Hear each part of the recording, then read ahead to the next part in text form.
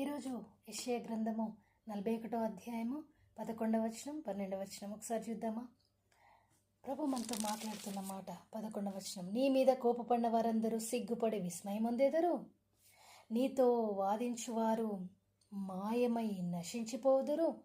నీతో కలహించువారిని నీవు వెదుకుదువు గాని వారిని కనుగొనలేకపోదువు.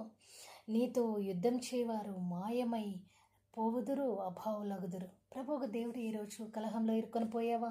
నీ మీద ఎవరైనా కోప్పడ్డారా? అన్యాయంగా నీతో యుద్ధం చేయుచున్నారా? అన్యాయంగా నీతో గొడవలాడుతున్నారా?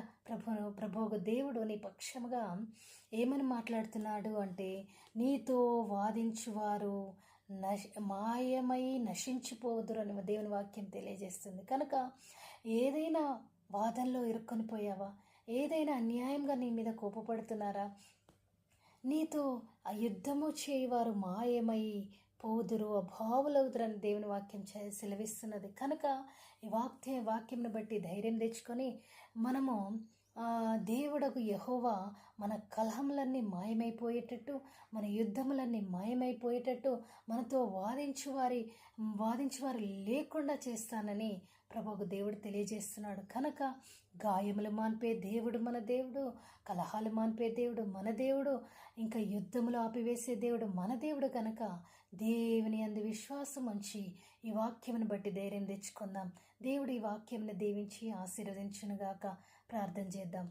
పరిశుద్ధాత్మ దేవుడా, ఈ వాక్యము ద్వారా ధైర్యం తెచ్చుకొనిచున్నామని అయ్యా, విన్న వారందరికీ కూడా మీరు ధైర్యం ఇస్తున్నారని నమ్ముచున్నాము. అయ్యా, ఎవరైనా కలహంలో ఇరుక్కున్నా, ఎవరైనా అన్యాయంగా కోపానికి అయ్యా తండ్రి ప్రభా, ఇంకెవరైనా తండ్రి ప్రభా ఒకరి మీద ఒకరు కోపడుచునను అలాంటి యుద్ధములు కానీ అలాంటి కలహాలు కానీ లేకుండా మీరు సహాయం దయచేస్తారని, అలాంటివి లేకుండా మీరు కృప చూపుతారని వాక్యం ద్వారా తెలుసుకొని ఉన్నాము నా ప్రభు. ఈ వాక్యాన్ని బట్టి మీకు మహిమ కలుగునుగాక. ఎవరైతే అన్యాయంగా తండ్రి ప్రభు అన్యాయంగా వారితో వాదిస్తున్నారో, అన్యాయంగా కోపపడుతున్నారో, అన్యాయంగా తండ్రి ప్రభు గొడవలో ఇరుకొని పోతున్నారో వారందరినీ మీరు విడిపిస్తారని నమ్ముచున్నాము. ఈ వాక్యం విన్న ప్రతి ఒక్కరికి ధైర్యము కలుగునుగాక యేసు నామములో. ఈ వాక్యమును అయ్యా అర్థమవునుగాక ప్రతి ఒక్కరికి. ఈ వాక్యము ప్రతి హృదయంలో నాటబడునుగాక యేసు నామములో. అయ్యా, ఎవరెవరైతే నా ప్రభు ఇలాంటి ప్రాబ్లంలో ఉన్నారో అయ్యా నా ప్రభు వారందరినీ విడిపిస్తున్నారని నమ్ముచున్నాము. అయ్యా ప్రభునైనా ఈ వాక్యాన్ని విని విశ్వసించిన వారి జీవితాల్లో మీరు అద్భుతం జరిగించండి, ఆశ్చర్యం జరిగించండి, మహత్కార్యం జరిగించండి, ఘనకార్యం జరిగించండి.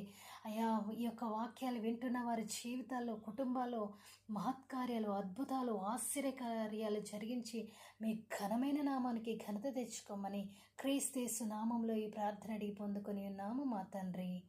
ఆమేన్. Praise the lord.